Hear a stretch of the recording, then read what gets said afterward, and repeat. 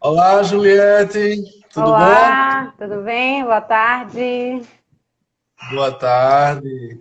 E aí, como é que você está? Eu queria que você se apresentasse, porque tem muita gente aqui que não conhece você, né? Sim, E mesmo quem já conhece, é bom ter de você as suas referências, né?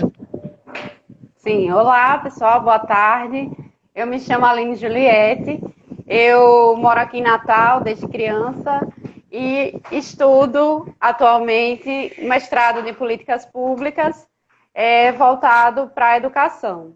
E eu estou aqui hoje porque, além de trabalhar a educação e a interseccionalidade, que eu acho que vou explicar um pouquinho para vocês depois, eu tive um processo de conscientização e de identificação pessoal enquanto uma pessoa negra, que aconteceu quando eu já tinha 20 anos de idade.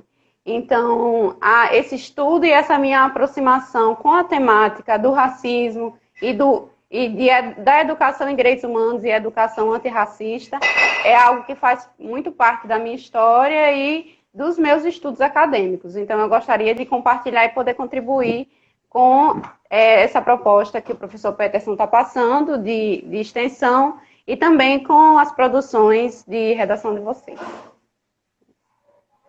Isso, exatamente. Obrigado, Juliette, por se apresentar. É muito interessante tê-la aqui nesse momento, principalmente porque as redes sociais explodiram aí com questões raciais, no tocante ao Big Brother, por exemplo, né? Sim. No tocante a certas questões que estão no nosso dia a dia, e muitas vezes as pessoas não conseguem enxergar. Né? Uhum. Eu não sei, eu não fiz o dever de casa, Juliette, me desculpe. Ontem você mandou uns áudios para mim e eu acabei não escutando. Minha agenda Uhum. lotadíssima nessa quarentena. Acabei não Sim. escutando. Desculpe. Mas eu não sei se você viu também. Hoje de manhã eu já vi que uma Negócio da sister lá base. no. Isso, da base. Nossa, foi bem Nossa, vi feio aquilo, ontem. né? Bem O que eu feio. posso até comentar rapidamente, Por esse favor. tópico.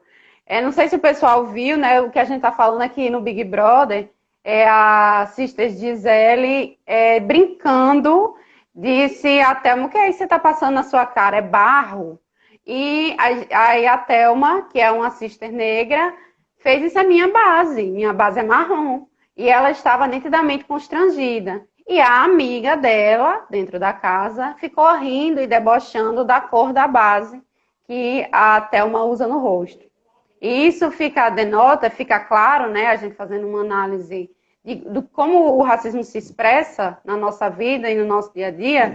Isso é uma forma de racismo que a Dilson Moreira chama de racismo recreativo, que é o racismo que aparece em forma de brincadeira e que constrange a pessoa que está sendo vítima a tal ponto da pessoa, se a pessoa reage, diz você está sendo racista, a outra pessoa vai dizer, ah, mas era só uma brincadeira, tipo, eu não estava Uhum. depreciando você.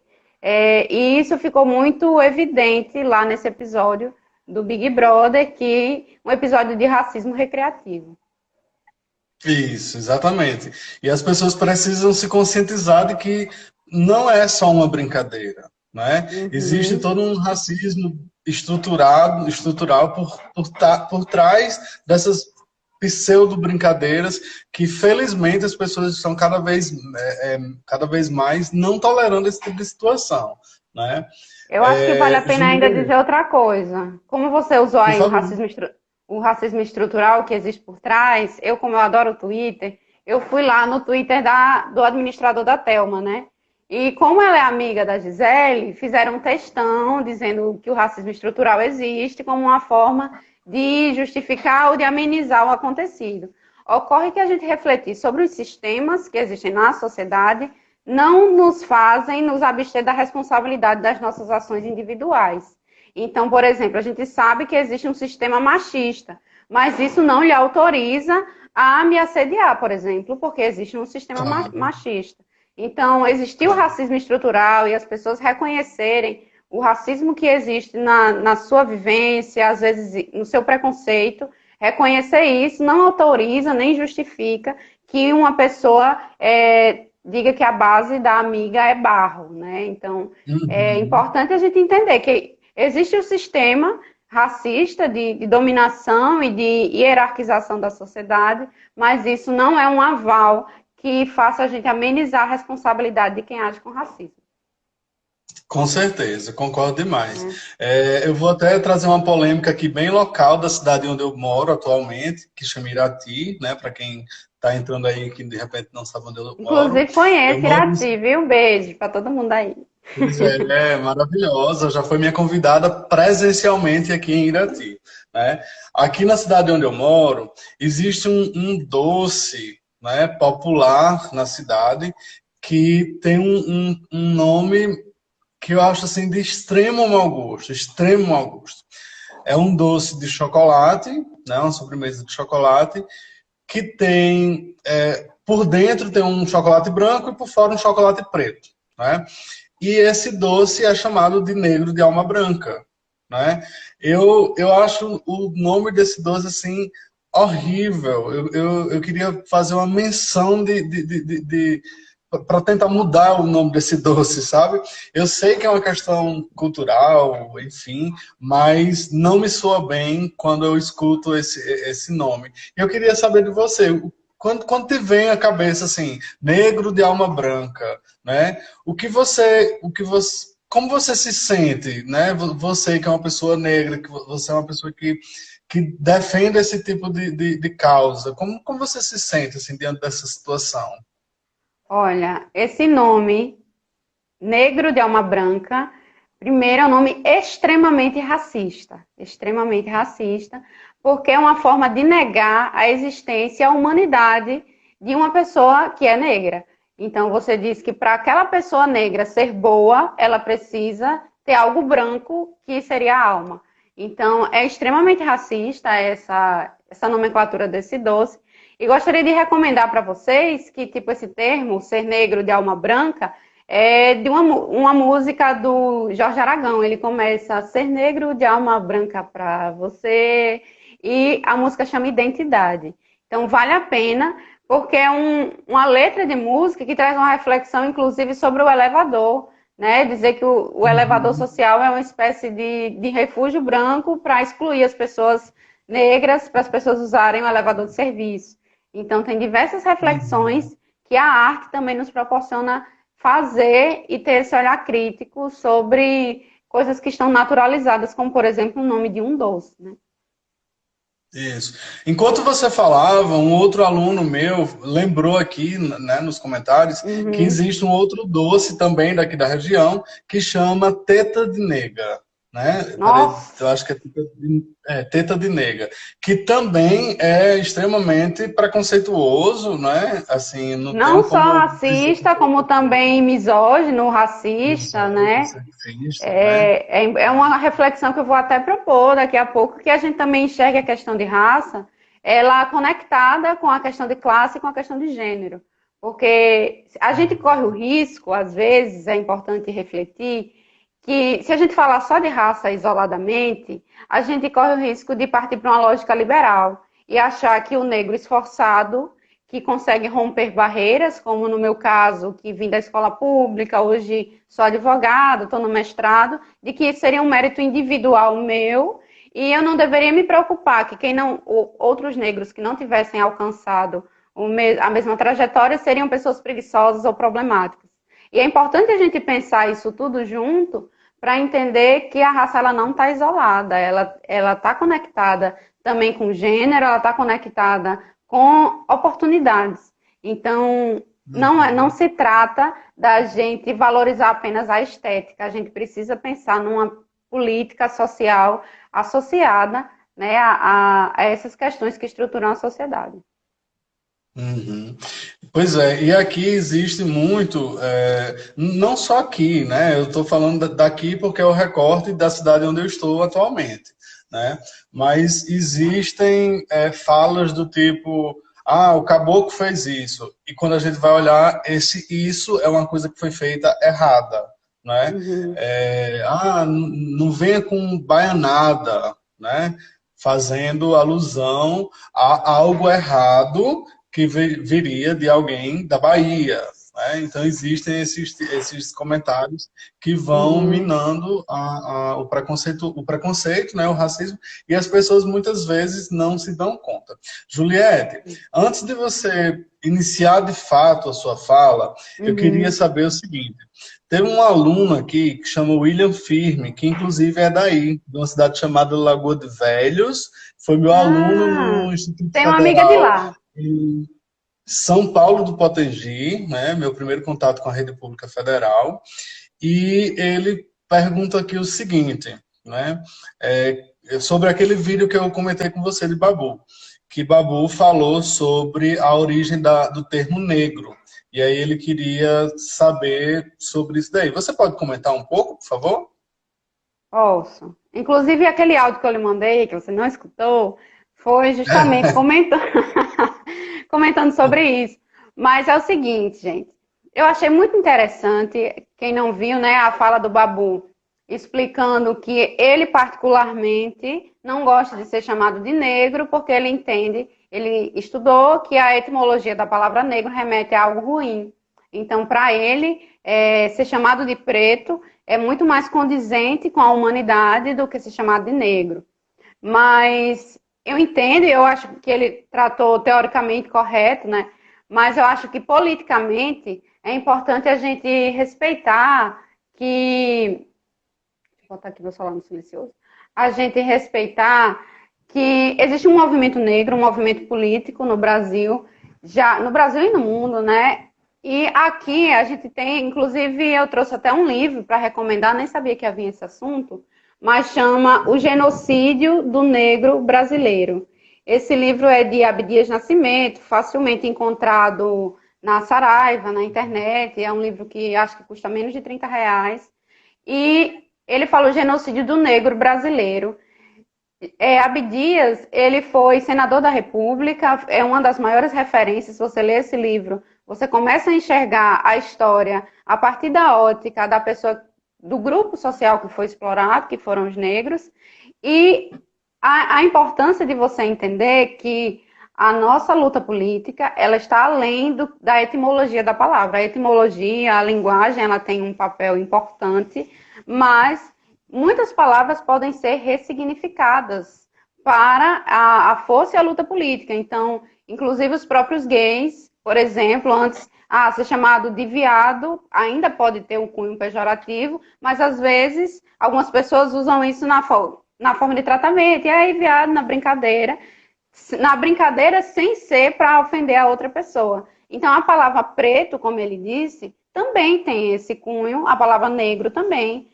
Pode ser usado de forma pejorativa ou de forma a respeitar a humanidade da pessoa. Então, uma coisa que eu queria refletir sobre aquela fala de Babu é o seguinte: ele estava ali falando de uma opinião pessoal dele dentro de um reality show, mas quando a gente vai refletir sobre relações sociais, sobre a vida humana, as coisas nunca são tão ou isso ou aquilo, as coisas são mais complexas. E não é simplesmente, não gosto de ser chamado de negro, sabe? Se a gente tem todo um movimento negro, se a gente tem toda uma luta social, se a gente tem livros e mais livros escritos, se a gente tem o IBGE, que a gente entende que essa divisão preto e pardo é uma divisão criada para dividir as pessoas negras, e que se a gente trata negros enquanto pessoas pretas e pessoas pardas, a gente tem uma luta social mais forte. Então, se a gente já tem muitas produções, se a gente tem todo um movimento político que usa a palavra negro enquanto uma palavra de resistência, uma palavra de identificação, me identifiquei enquanto negra, não cabe, de repente, a gente descobrir que a etimologia da palavra remete a algo ruim e agora isso vai mudar todo um movimento político que existe. Isso não muda. Eu sempre falo para os meus alunos o seguinte, que a palavra em estado de dicionário é uma situação, não é? Mas a gente não pode simplesmente olhar para aquela palavra e simplesmente esquecer do seu uso corrente no dia a dia, né? Até porque, na verdade, o dicionário serve como uma orientação, uma prescrição, inclusive, algumas vezes, né? Mas que o uso da palavra é que vai fazer com que ela tenha aceitabilidade ou não, em alguns casos. né? Juliette, o professor Arthur, daqui de Irati também, fez uma pergunta muito interessante. Eu não sei se você já quer discutir a Não, sua fica à fala. vontade. Não, eu não tenho nada. Vá. Tá. Ele fez uma pergunta extremamente interessante, bem assim, ó. Como o mito da democracia racial ou racismo à brasileira, né, que ele coloca entre Uhum, aspas, compromete o debate sobre o racismo? Pergunta muito boa, Arthur. Muito obrigado pela participação. uhum. Inclusive, quero deixar claro aqui que o professor Arthur também está comigo nesse projeto, certo? Nós dois estamos mantendo esse projeto à distância Uhum, nesse período de quarentena. Arthur, muito obrigado pela parceria de sempre. sim.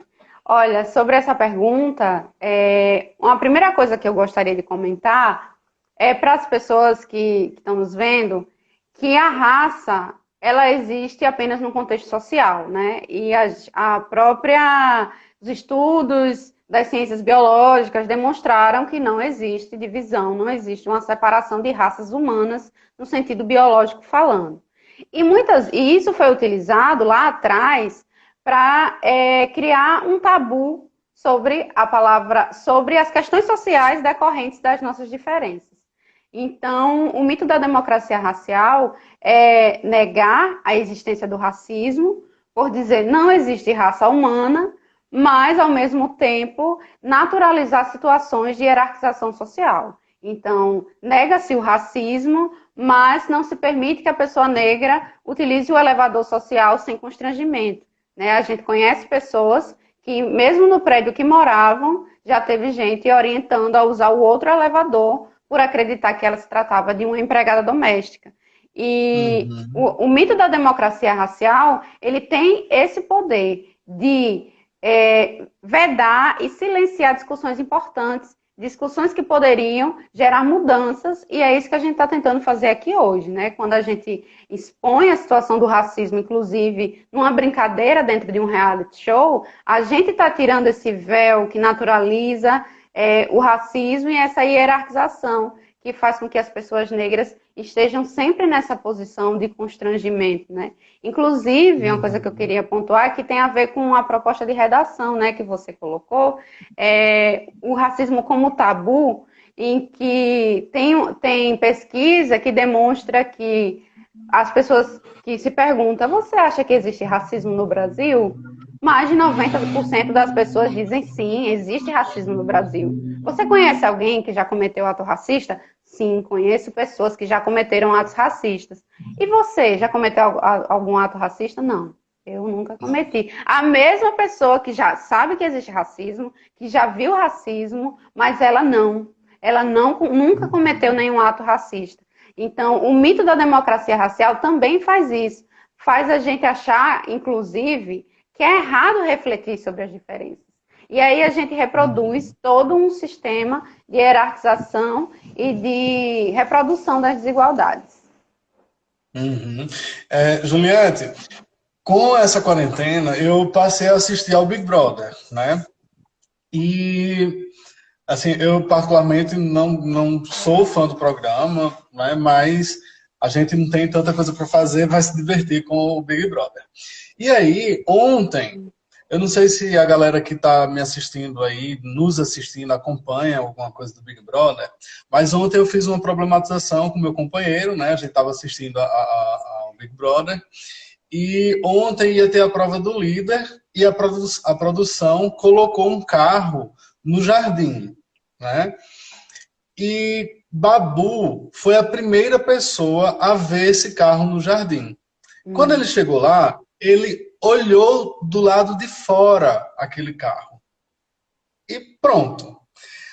As sisters que estão na casa, quando chegaram ali no carro, elas entraram, elas se apropriaram, passaram o cinto, fingiam que estavam dirigindo, né?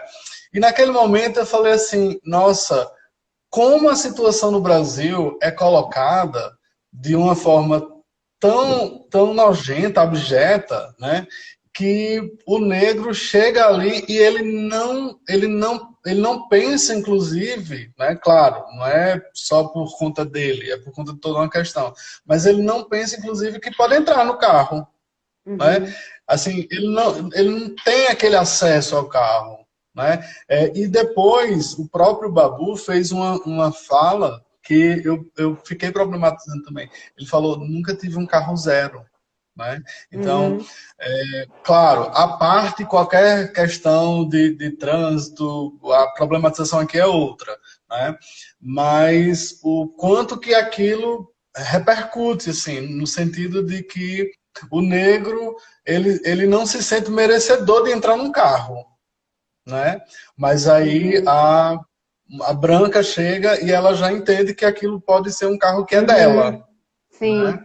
Isso tem muito a ver com quem essas pessoas são fora daquele ambiente do reality show, né?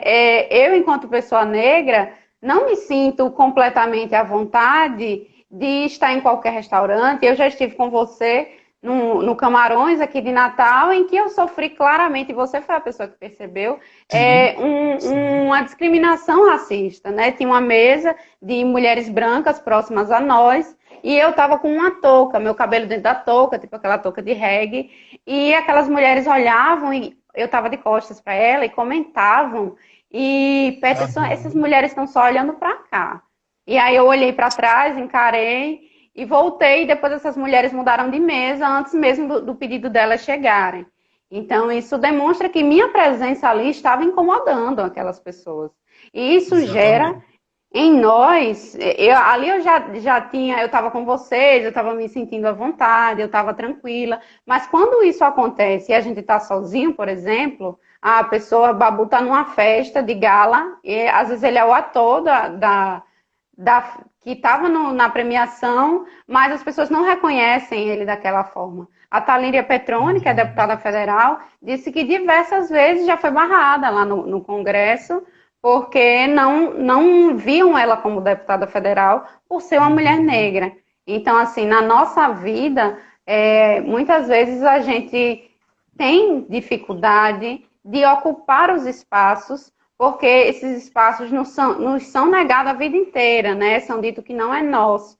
Então, o Babu chegar e mexer num carro assim, eu tenho certeza que na vida dele, ele deve ter medo, né, de ir numa loja, e entrar e vão achar que eu vou roubar. Como no caso que tem na proposta de redação do menino da novela, né, que estava, eu não sei onde é que o pai dele estava, era uma loja de carro?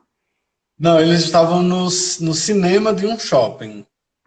Estava no cinema, e aí o garotinho negro o segurança tentou expulsar ele do shopping, do ambiente, porque supostamente ele estaria incomodando os clientes. Mas, na verdade, ele era filho de uma daquelas pessoas que estavam na fila. Então, o racismo, ele vai aos poucos. Aquele menino é só uma criança. Mas, à medida que você vai crescendo e vai passando por diversas situações que violam a sua humanidade, né? Porque o racismo é uma forma de violação da humanidade da pessoa. Sim. A pessoa acaba assimilando e se colocando inconscientemente nesse lugar de não poder ocupar. Sim. Eu tenho uma amiga queridíssima, um beijo, Aline.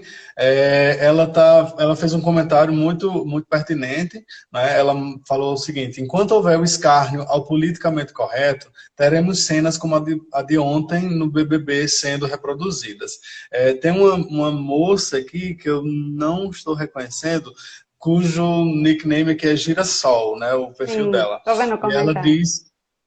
E ela disse que foi a única mulher que dirigiu na família dela, né? E ela disse que tinha medo de dirigir.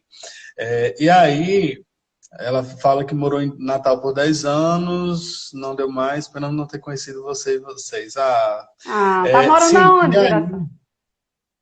E aí, a Aline, essa minha amiga, né, daqui também do IFPR, ela faz uma pergunta aqui para você, Juliette. Ela fala o seguinte: queria saber o que ela pensa sobre a representatividade negra no programa, né, no BBB, sobretudo dos economicamente bem-sucedidos. Bem rapidinho, enquanto você responde, eu vou aqui do lado da minha estante só para pegar um livro, mas pode responder que eu escuto perfeitamente. Um segundo. Bom, o tema representatividade negra no BBB.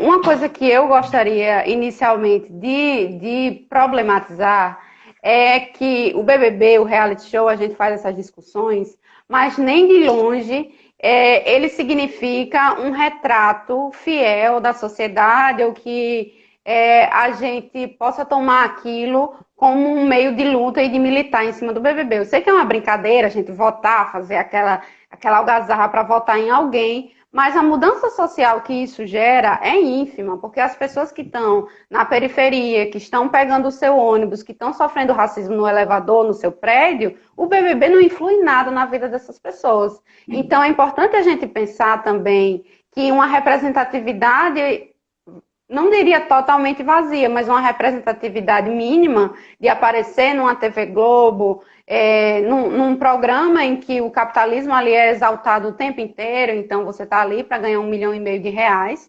sozinho, para ganhar carro, para ganhar coisas pelo seu mérito, por você vencer provas, enfim. Não é o tipo de espaço em que as pessoas negras devam... na minha opinião pessoal, talvez alguém tenha uma opinião diferente, mas pleitear e lutar, eu quero representatividade no BBB. Né? Embora eu considere importante as discussões trazidas, como eu disse, comentei a fala de Babu, comentei o racismo sofrido pela Thelma, a gente pode fazer essa reflexão, mas eu acho que, eu particularmente, não acho que seja interessante a gente canalizar nossa energia para militar em prol de BBB ou de representatividade, porque as coisas ali são muito construídas também. Então, quando o diretor daquela atração escolhe as pessoas, ele vê o perfil das pessoas, ele vê de que forma aquela pessoa vai contribuir, vai gerar assunto, não vai. Então, isso também é algo mecanicamente formulado e pensado, né? Que não deixam de ser pessoas, não deixam de gerar relações, mas eu entendo que o BBB é algo muito pequeno frente aos problemas sociais de representatividade, a representatividade que a gente deve falar, muito importante, é a representatividade política. Porque no nosso Congresso Nacional, a maioria das pessoas são brancas. E dessas pessoas, porque as maiorias são homens. Né? Homens brancos ali ditando os rumos da sociedade. Porque as mulheres negras têm tanta dificuldade de chegar a uma posição de poder e de refletir sobre as políticas que vão afetar a maioria das mulheres negras que estão na base da sociedade. Eu acho que quando a gente fala de representatividade, eu acho que tá lá na TV, tem uma Isa cantando e as meninas se identificando, isso é muito bom, porque, por exemplo, eu era fã da Sandy, então eu achava a Sandy belíssima e querer ter o caderno da Sandy, a boneca da Sandy, tudo da Sandy. Isso eu acho que, para mim, era muito complicado me achar bonita quando o ideal de beleza que eu tinha era completamente diferente do meu. Então, para as meninas, hoje, eu acho que tem uma Isa, que se vê na TV, que tem uma boneca negra, que isso é importantíssimo, mas isso é algo que, dentro de todo o sistema, para a gente pensar em mudanças estruturais na sociedade, o programa BBB definitivamente não é um meio para a gente gastar nossa energia pensando que vai gerar essas grandes mudanças, porque ali é simplesmente um reality show. Uhum. Essa semana eu teve refletindo também com a irmã sobre a representatividade de Maju no programa, não é? No jornal. E depois eu fiquei pensando assim, nossa, nós temos uma negra em todo o jornalismo da Rede Globo, uma negra que é âncora, não é? Uhum. E a gente se surpreende com essa situação, fico feliz que exista, mas a gente consegue perceber o preconceito que ainda existe diante dessa uma pessoa, né, nesse cargo. Recentemente houve uma polêmica envolvendo Maju, quer dizer, envolvendo o nome de Maju, porque algumas pessoas brancas estavam falando que ela é uma péssima jornalista, né? E depois estão voltando atrás. As pessoas também precisam entender que não é simplesmente pedir desculpas, né? Ah, desculpa, te ofendi, mas desculpa. Mas a gente também pode discutir isso um pouco mais para frente. Existe uma pergunta aqui de uma aluna minha chamada Maria Heloísa, que ela pede o seguinte, ela faz o seguinte, a pergunta. O que você apontaria de diferenças entre o comportamento racista dos brasileiros e o de outros povos? Olha, o que eu tenho mais leitura, né, para falar é dos Estados Unidos, né, que então a nossa literatura sobre questões raciais, ela também bebe muito na fonte, né, das lutas pelos direitos civis, por exemplo, que existiram nos Estados Unidos. Nós temos uma produção própria aqui no Brasil também, né, Lélia Gonzalez, Sueli Carneiro, são nomes muito fortes e muito relevantes, Jurema Werneck, que hoje está na diretoria executiva da Anistia Internacional. Então, tem essa literatura brasileira, e na literatura norte-americana, por exemplo, a gente observa que essa dinâmica do racismo nos Estados Unidos, né, que lá a população negra, de fato, representa uma minoria numérica, ele foi muito mais escrachado do que no Brasil. Escrachado no sentido de estar na lei, de ser legalizado que os negros sentassem no fundo do ônibus, de que os negros não bebessem naquele bebedouro e está escrito exclusivo para brancos. Uma diferença do Brasil é que no Brasil não tinha escrito exclusivo para brancos, mas havia uma posição de que se você é negro, você come na cozinha, né? Embora você seja uma empregada quase da família, aí a gente lembra do filme Que Horas Ela Volta, o incômodo gerado enorme da filha da empregada estar dormindo no quarto de hóspedes, como se ela tivesse uma humanidade, um direito a ser gente, a dormir em determinada cama, diferente do direito do que seus patrões. Então, se os patrões estivessem recebendo um amigo da família, não seria constrangedor essa pessoa estar dormindo no quarto de hóspedes. Mas como era filha da empregada, gerou todo um constrangimento daquela pessoa estar dormindo no quarto de hóspedes. Então, no Brasil, embora não existisse, não tenha existido enfim, no século XX, essa dinâmica de aparecer, de ser evidente, claro e verdadeiro e legalizado o racismo, né, a diferença, mas ele estava presente, só que sem ser falado. Então, o racismo no Brasil, às vezes, se torna ainda mais cruel, porque nos Estados Unidos, por exemplo, a gente vê que a militância negra ela é muito forte. As pessoas negras, elas têm uma proximidade, o afeto, por exemplo. No Brasil existe muito a questão e foi uma lógica, inclusive na minha família, até ridícula, eu nem gosto muito de falar sobre isso, mas já existiu o discurso de branqueamento da família. Ai, que bom que você vai casar com uma pessoa branca, porque você vai branquear a família, numa lógica racista de acreditar que ser negro é algo negativo. Então, a identidade do brasileiro foi muito violada e muito vilipendiada pela forma de racismo velado, mas muito cruel e muito presente que existe aqui na nossa sociedade. Você falou aí do filme Que Horas Ela Volta, mas eu me lembrei de um outro filme que chama Histórias Cruzadas, acho que o título está assim, que fala justamente sobre o uso do banheiro pelas empregadas domésticas, né? Nossa, é uma questão, uma boa discussão. Se nós parássemos para discutir sobre filmes que discutem o racismo aqui, ia tomar toda a aula, né? Arthur fez uma outra pergunta também interessante. Ele iniciou aqui falando que está gostando do nosso diálogo, e aí pergunta assim: vocês poderiam falar um pouco sobre ações afirmativas e políticas públicas de combate ao racismo estrutural? Sim. Ai, menina, não sabia que tu estava com esse livro. Então, e falou assim, continuou na pergunta, o que acham da atuação do novo presidente da Fundação Palmares? Vou deixar para a Julieta responder. Oi, Olha, Caio. repete essa uma pergunta, por favor.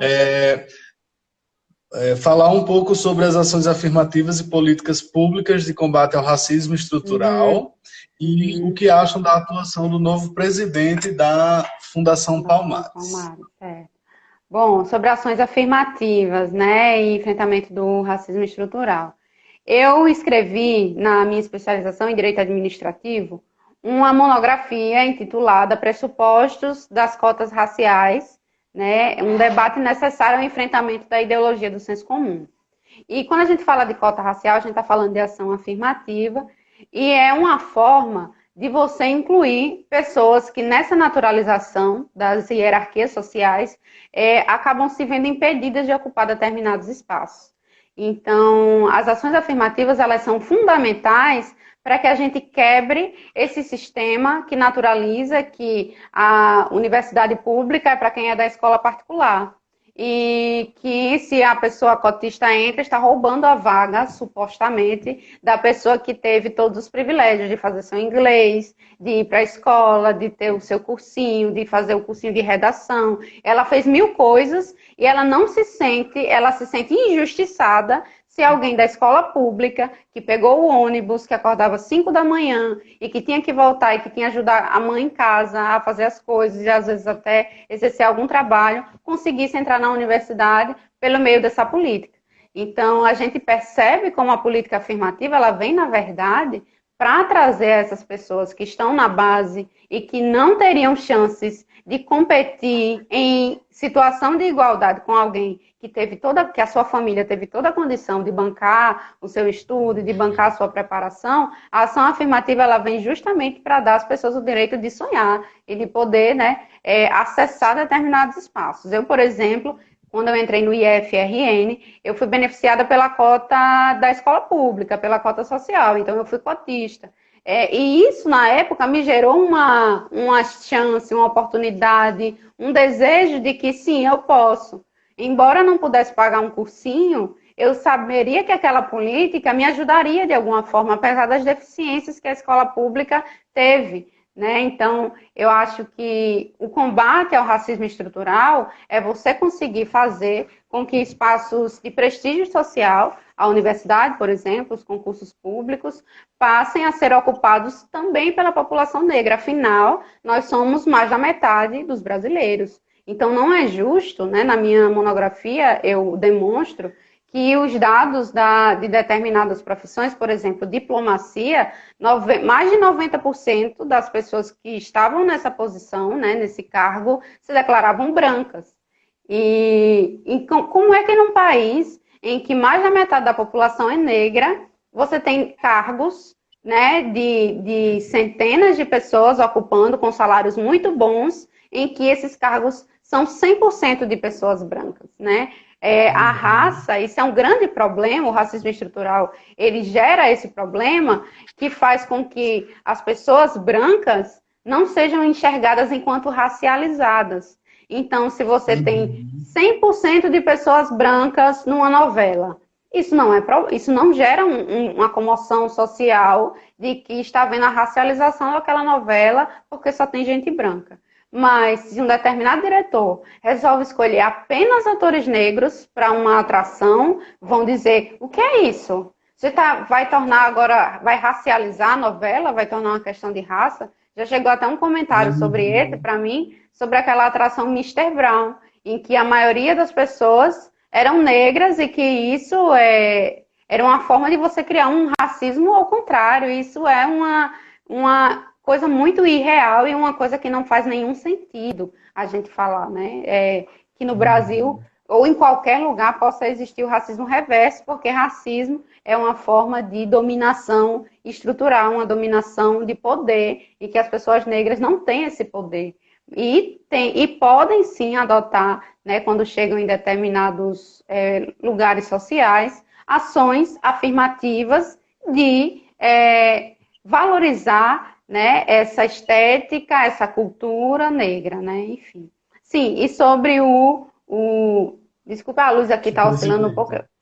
A luz aqui está oscilando um pouco, por causa do nublado. Mas enfim. Sobre bem, o presidente da Fundação Palmares, eu não sei se ainda é o mesmo daquela polêmica que eu fiquei sabendo que o Bolsonaro colocou, um cara que ele é totalmente anticotas, tem um discurso anticientífico sobre a questão racial, um discurso que vai totalmente de encontro ao que as questões, as evidências científicas mesmo, os estudos sociológicos no Brasil demonstram sobre o que é o racismo aqui no nosso país. Então, colocar uma pessoa, um negacionista, à frente de um órgão como esse, é apenas mais uma forma que esse governo Bolsonaro tem de tentar fazer uma revisão histórica, né, já que estamos avançando nesse debate, né, das ações afirmativas, já temos ações afirmativas nas universidades, para concursos públicos, as pessoas já estão enxergando o racismo numa suposta brincadeira dentro de um reality show. Então, o debate racial no Brasil, ele já está avançando, sim, e a gente precisa reconhecer, e eu acho que um governo atrasado, um governo ultra neoliberal, em que enxerga a vida daquelas pessoas que estão na base como vidas descartáveis, que é como o discurso que ele vem utilizando agora, para dizer que apenas pessoas em grupos em grupos de vulnerabilidade poderiam morrer, né? Vocês estão ouvindo algum barulho aí? Não. Não. Pronto, tirei. Sim, ele usa esse discurso de precarização total da vida. Então, ele colocar à frente da Fundação Palmares, que Zumbi dos Palmares é um herói negro brasileiro, e colocar lá alguém para negar a nossa história é um trabalho que ele está fazendo, assim como em diversos outros setores da nossa sociedade, de destruir o que nós temos de mais importante nesse momento, que é esse movimento de mudança, para que a nossa sociedade avance em sentido humanitário, em sentido educacional, em sentido de evolução mesmo, né? Então, quando o Bolsonaro escolhe uma pessoa desse naipe para estar à frente da Fundação Palmares, ele se alinha a todo o seu discurso e não é uma surpresa para ninguém, infelizmente, que esse presidente haja dessa forma. Juliette, você há pouco tempo estava falando sobre as questões de cotas, né, essa situação. Uhum. E aí eu me lembro, eu passei parte desse livro aqui para os meus alunos de terceiro ano do ensino médio. E num determinado momento, Djamila Ribeiro fala o seguinte, que não partem do mesmo ponto o jovem que trabalha o dia inteiro para ajudar o pai, ajudar a mãe, né, ajudar na subsistência, e o jovem que está na aula de inglês, né? À tarde, de manhã ele estuda, à tarde ele está no cursinho de inglês, e aí o jovem negro de manhã estuda, mas à tarde ele está no sinal, está vendendo alguma coisa para ajudar na subsistência de casa, né? Então eles não partem do mesmo ponto. Noemi Guimarães fez uma pergunta, mas você já contemplou aí na sua fala, que era falando sobre a proporção de pretos e brancos no cenário midiático, né?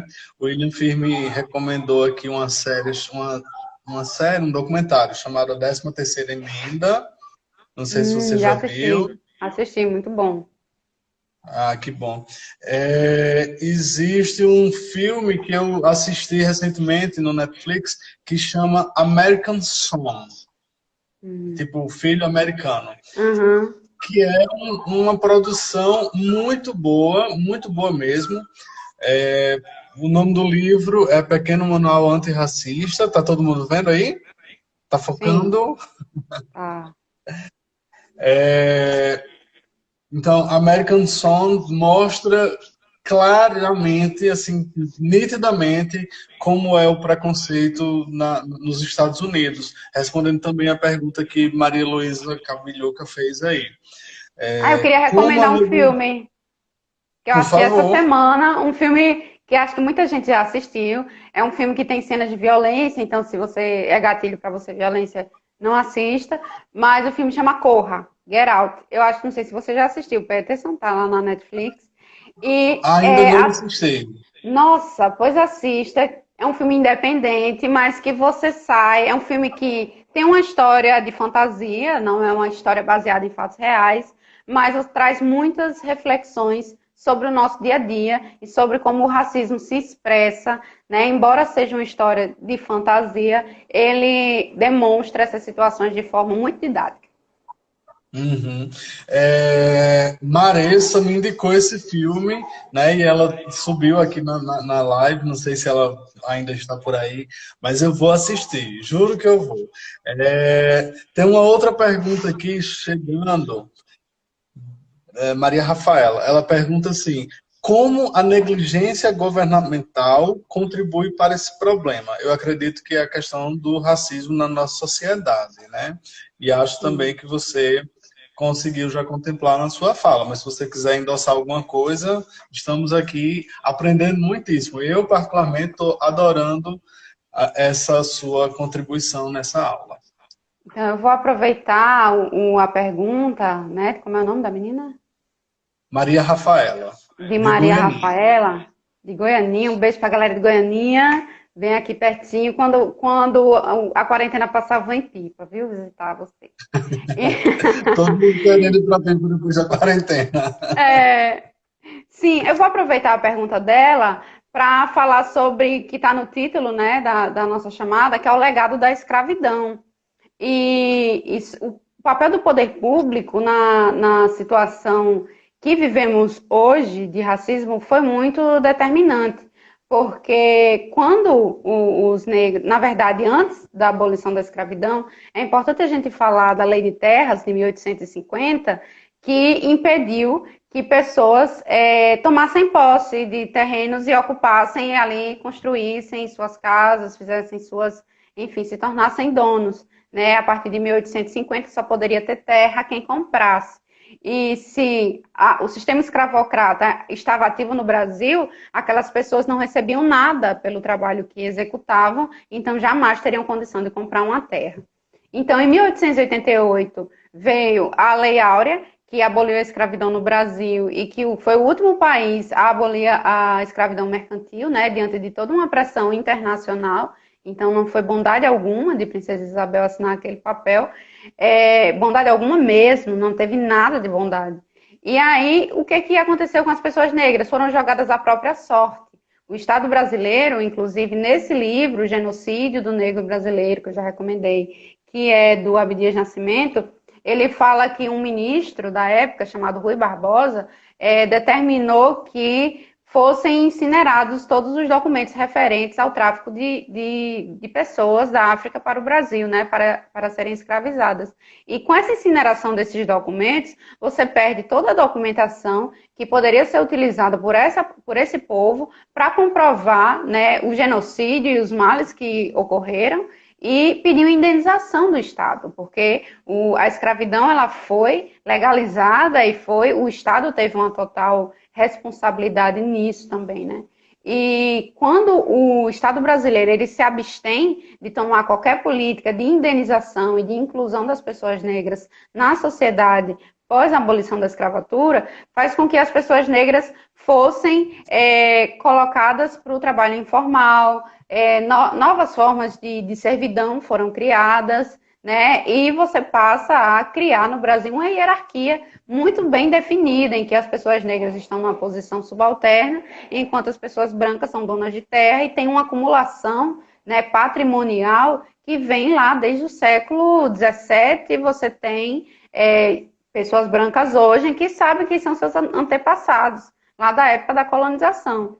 Se você vai perguntar para uma pessoa negra quem é o tataravô dela, você dificilmente vai saber. É muito o racismo, né? Ele é escancarado e ele espalha as famílias, e quem tem um acúmulo patrimonial desde essa época, o Estado colaborou para isso, faz com que as pessoas brancas elas tenham privilegiadas um domínio e uma facilidade maior em ocupar determinados espaços. E isso casa com o que aconteceu com a Maju, com as críticas que eu vi por cima, né, recebidas a ela, e diziam que além da não qualificação suposta para ela ocupar o espaço de âncora, ela só estaria ali porque ela é negra.